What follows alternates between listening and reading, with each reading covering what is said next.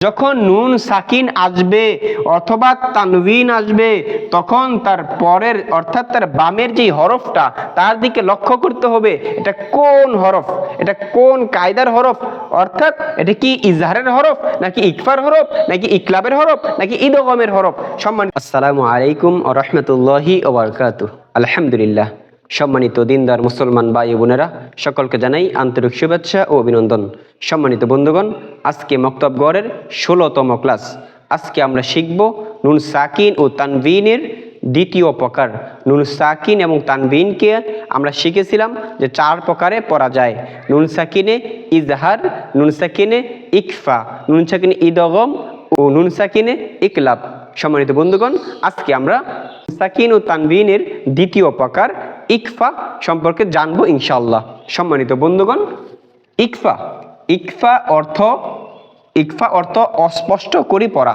সম্মানিত বন্ধুগণ, ইকফা অর্থ হলো অস্পষ্ট করে পড়া। অস্পষ্ট করে পড়ার নাম হচ্ছে ইকফা। ইকফা অর্থ অস্পষ্ট করে পড়া, নাকের সাথে বাজিয়ে পড়া, এর নাম হচ্ছে ইকফা। সম্মানিত বন্ধুগণ, আমরা গত 15তম ক্লাসে শিখেছিলাম ইজহার। নুন সাকিন ও তানবিনের প্রথম প্রকার হচ্ছে ইজহার এবং দ্বিতীয় প্রকার হচ্ছে ইকফা। ইজহার অর্থ হচ্ছে স্পষ্ট করে পড়া আর ইকফা অর্থ হলো অস্পষ্ট করে পড়া। অস্পষ্ট করে পড়া। ইকফার হরফ 15টি। ইকফার হরফ হচ্ছে 15টি। তা সা জিম দাল, তা সা জিম দাল, জাল জা, সিন শিন, সদ দদ, ত জ ফা কফ কাফ। এই 15টি হরফ হচ্ছে ইকফার হরফ। নুন সাকিন ও তানবিনের পর যদি এই 15টি হরফ থেকে যে কোনো একটি হরফ আসে তাহলে উক্ত নুন সাকিন ও তানবিনকে অস্পষ্ট করে পড়তে হবে। সম্মানিত বন্ধুগণ, খেয়াল করুন, এখানে লেখা হয়েছে মিম নুন জবর মান, মিম নুন জবর মান।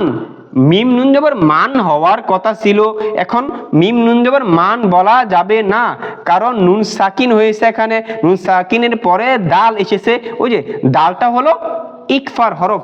ইকফা অর্থ হচ্ছে অস্পষ্ট করে পড়া। তাহলে নুন সাকিন এর পরে দাল এসেছে, তাহলে এই নুন সাকিনকে অস্পষ্ট করে পড়তে হবে। অস্পষ্ট করে কিভাবে পড়ব? মিম নুন জবর মান, মিম নুন জবর মান না বলে এখানে মিম নুন জবর মান বলতে হবে, অর্থাৎ নাকের সাথে বাজিয়ে বাজিয়ে পড়তে হবে, অর্থাৎ অস্পষ্ট করে পড়তে হবে।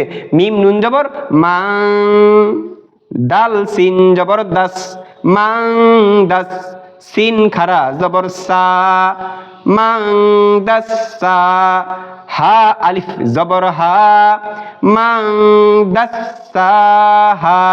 সম্মানিত বন্ধুগণ, বুঝে থাকলে বলুন এখানে অস্পষ্ট হওয়ার কারণ কি? এখানে মিম নুন জবর মান হওয়ার কথা ছিল, এখানে মান কেন পড়লাম?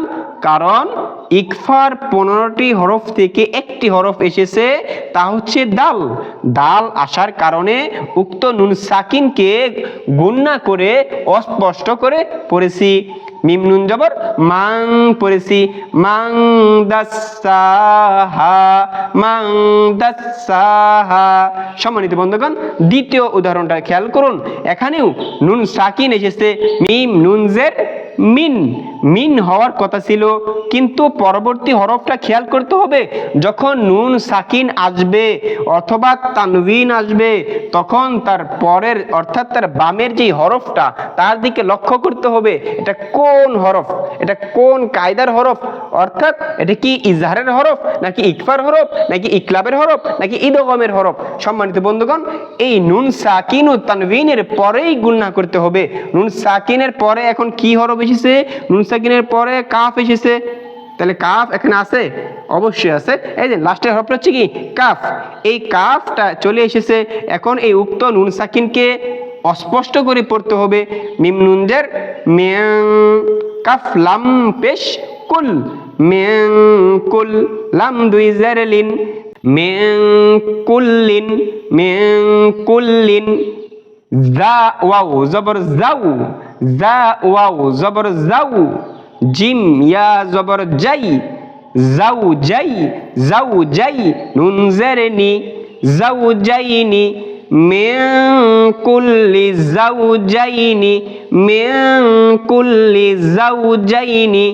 আবার বন্ধু খেয়াল করুন, অর্থাৎ নুন সাকিনের পরে যদি ইকফার হরফ আসে তাহলেই গুণনা করতে হবে, আর যদি ইজহারের হরফ থাকে তাহলে স্পষ্ট করতে হবে, গুণনা করা যাবে না। এখানে গুণনা করা হয়েছে কারণ ইকফার দাল এসেছে, এখানে গুণনা করা হয়েছে ইকফার কাফ এসেছে। সম্মানিত বন্ধুগণ খেয়াল করুন, এখন আমরা শিখলাম যে নুন সাকিনের পরে যদি ইকফার হরফ আসে তাহলে অস্পষ্ট করে পড়তে হয়, ঠিক তেমনি ভাবে তানবিনের পরেও যদি ইকফার হরফ আসে তাহলেও গুণনা করে পড়তে হয়। খেয়াল করুন, হামজা মিম জবর আম, র দুই জের রিন, আম রিন। এখানে আমরিন পড়েছি, এখন খেয়াল করতে হবে তানবিন এসেছে, তানবিনের বামে কি হরফ আছে, তাহলে তানবিনের পরে সিন এসেছে, সিনটা কিসের হরফ? সিনটাও ইকফার হরফ, অর্থাৎ অস্পষ্টের হরফ। ইকফা অর্থ হচ্ছে অস্পষ্ট করে পড়া। তাহলে নুন সাকিন ও তানবিনের পরে যদি ইকফার হরফ আসে তাহলে গুণনা করতে হবে। এখানে তানবিনের পরে সিন এসেছে, তাহলে এখানে আমরিন পড়া যাবে না, আমরিন পড়া যাবে না, আমরিন পড়তে পারবো না। এখানে আমরিন, র দুই জের রিং, আমরিন। হামজা মিম জবর আম, র দুই জের রিন, আমরিন। আমরিনকে আমরিন পড়তে হবে কারণ ইকফার হরফ সিন এসেছে। ইকফার হরফ সিন আসলে উক্ত নুন সাকিন ও তানবিনকে, এটা তানবিন হয়েছে, এই তানবিনকে গুণনা করতে হবে। আমরিন, সিন জবর সা, আমরিন সা, লাম আলিফ জবর লা, আমরিন সালা, মিম দুই পেশ মুন, আমরিন সালামুন, আমরিন সালামুন। তারপরে খেয়াল করুন, আইন জবর আ, জা আলিফ জবর জা, আজা আজা, বা আলিফ দুই জবর বান। এখানে বান পড়া যাবে? কয় না, তানবিনের পরে কফ এসেছে, কফটাও হচ্ছে ইকফার হরফ, তাহলে উক্ত তানবিনকেও গুণনা করতে হবে। তাহলে আজা বাং পড়তে হবে, বান না পড়ে বাং পড়তে হবে, কারণ এখানে ইকফার হরফ কফ এসেছে। তা বা আলিফ দুই জবর বাং, আজা বাং, কফ জবর ক, র ইয়া জের রি। আমরা পড়েছিলাম মধ্যে তবাই, অর্থাৎ জেরের বাম পাশে যজমালা ইয়া মাদের হরফ, মাদের হরফ হলে এক আলিফ পরিমাণ লম্বা করে পড়তে হবে। র ইয়া জের রি, করি, বা আলিফ দুই জবর বান, করিবান, আযাবান করিবান, আযাবান করিবান। সম্মানিত বন্ধুগণ আবারও খেয়াল করুন, ইকফা অর্থ হলো অস্পষ্ট করে পড়া, নাকের সাথে বাজিয়ে পড়া। ইকফার হরফ 15টি, তা সা জিম দাল জাল জা সিন শিন সদ দত ত জ ফা কফ কাফ। এই 15টি হরফ যদি নুন সাকিন অথবা তানবিনের পরে আসে তাহলে উক্ত নুন সাকিন ও তানবিনকে গুণনা করে পড়তে হবে। যেমন মিম নুন জবর মান ছিল, এখানে মিম নুন জবর মান না পড়ে মাং পড়তে হবে, নুন সাকিনের পরে দাল এসেছে। মাং দাসাহা মিন কুল্লিন,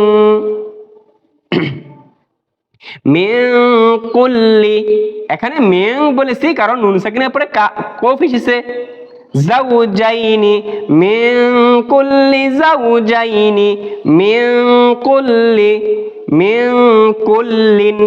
সম্মানিত বন্ধুগণ এখানে নুন সাকিনের পরে কাফ এসেছে, এখানে কাফ আসার দ্বারা উক্ত নুন সাকিনকে গুণনা করে পড়তে হবে। তাহলে মিম নুন জবর মিন না পড়ে মিম নুন জের মিন পড়তে হবে। মিন কাফ লাম পেশ কুল, লাম দুই জের লিন, মিন কুল্লিন। জা ওয়াও জবর যাও, জিম ইয়া জবর যাই, যাও যাই, নুন জের নি, যাও যাইনি, মিন কুল্লিন যাও যাইনি। হামজা মিম জবর আম, এখানে র এর নিচে দুই জের এসেছে, র এর নিচে দুই জের এসেছে, অর্থাৎ তানবিন হয়েছে। তানবিনের পরে সিন এসেছে, সিনটা ইকফার হরফ, তাহলে এই র দুই জের রিনকে রিন না পড়ে রিং পড়তে হবে, নাকের সাথে বাজিয়ে পড়তে হবে। হামজা মিম জবর আম, র দুই জের রিং, আম রিং, সিন জবর সা, আমরিং সা, লাম আলিফ জবর লা, মিম দুই পেশ মুন, লামুন, আমরিং সালামুন, আমরিং সালামুন। আইন জবর আ, জা আলিফ জবর জা, আজা। এখানে বায়ের উপরে তানবিন এসেছে, তাহলে তানবিনের পরে কফ এসেছে, এখনো এই তানবিনকে গুণা করে পড়তে হবে। আজা বাং, বা আলিফ দুই জবর বাং, আজা বাং, কফ জবর ক, রয়াজের রি, করি, বা আলিফ দুই জবর বান, আজা বাং করিবান। সকলের কাছে উদারত আহ্বান, যারা এই চ্যানেলটাকে সাবস্ক্রাইব করেননি মেহরবানি করে সাবস্ক্রাইব করে দেবেন ইনশাআল্লাহ। আসসালামু আলাইকুম ওয়া রাহমাতুল্লাহি ওয়া বারাকাতুহু।